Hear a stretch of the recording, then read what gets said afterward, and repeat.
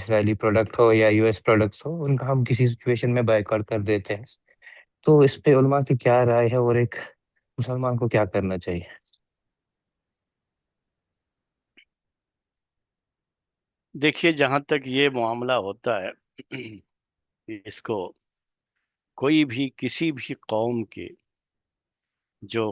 اس کا جو فائنانس ہوتا ہے نا، اس کی جو مالی حالت ہوتی ہے، اقتصادی حالت ہوتی ہے، یہ اس کی ریڑھ کی ہڈی ہوتی ہے. اس کی طاقت کی ریڑھ کی ہڈی وہی ہے، یعنی بیک بون جسے آپ کہتے ہیں.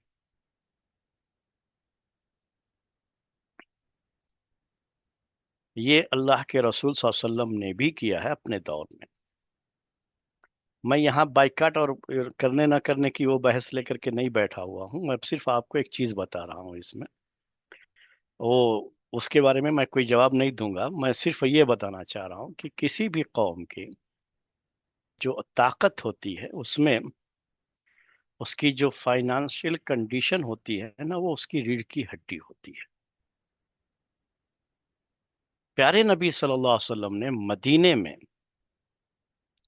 جب پورے طریقے سے ہجرت کر کے جو ہے صحابہ وہاں آ گئے تھے، اور باقاعدہ ایک آزاد ملک کہہ لیجئے اس وقت مسلمانوں کے لیے وہ بن گیا تھا. مدینہ ایک جو ہے ایک مستقل جو ہے ان کا اپنا ملک ہو گیا تھا. تو سب سے پہلی جو کاروائی کے بارے میں سوچا گیا تھا مشرکین کے حوالے سے، آپ کو یاد ہوگا، تاریخ یاد ہوگی، سیرت یا کیا یہ واقعہ یاد ہوگا. سب سے پہلا آپ نے کیا جو ہے ان کے اوپر اٹیک کرنا چاہا تھا؟ یاد ہے آپ کو؟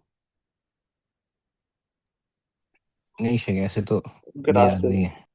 ہاں، راستے ان کے سب سے پہلا اٹیک جو کیا آپ نے، جو ارادہ کیا نا، آپ کو یہ معلوم ہوا کہ شام کے علاقے سے ابو سفیان یہ تجارت کے لیے، مکے والے جو تجارت کرتے تھے شام کے علاقے سے، ان کے سفر بڑے مشہور تھے شام کے علاقے کے اور یمن کے علاقے کے.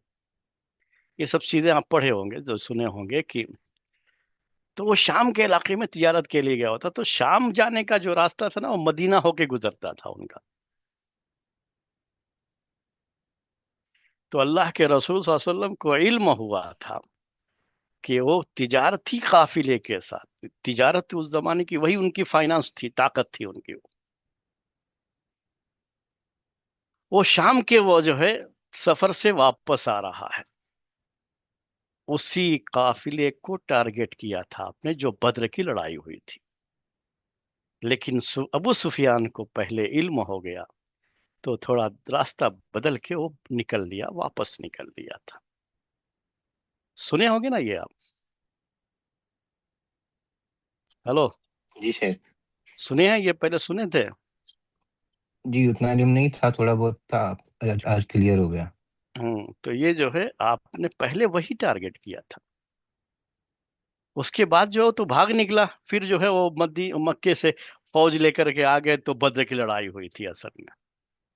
کہ یہ لوگ کیا اتنا جو ہے ان کی ہمت بڑھ گئی ہے کہ یہ ہمارے قافلے پر حملہ کریں گے، ہمارا مال نہیں آنے دیں گے ادھر سے.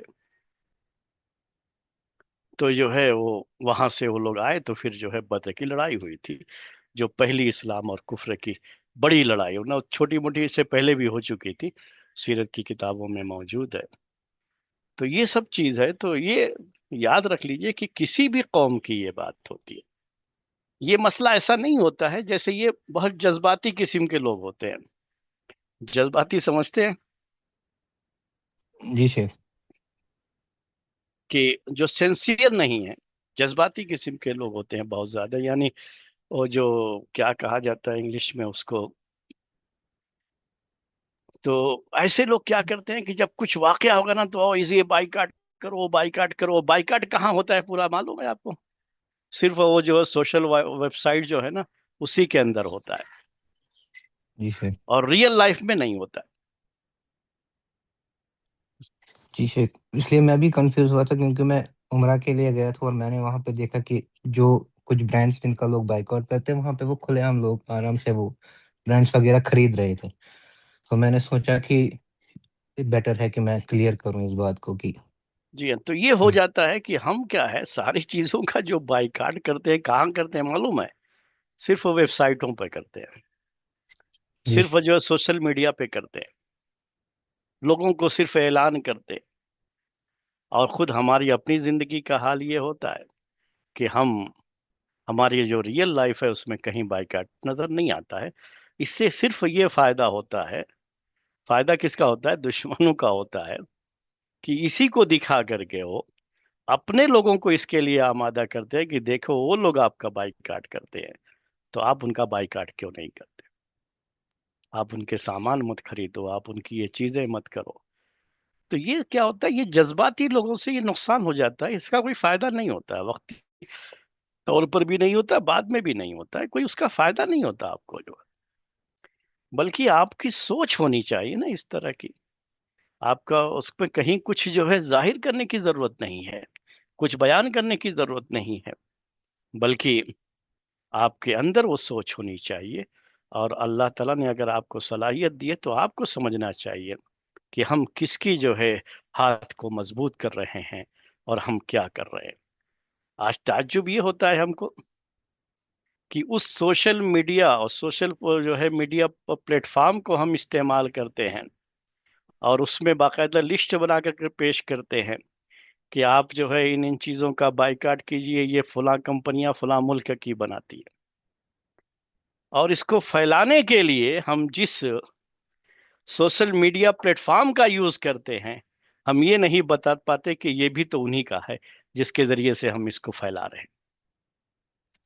تو جی آپ اس شیخ، سوشل میڈیا کو کیوں یوز کر رہے ہو؟ یہ بھی تو انہی کا ہے۔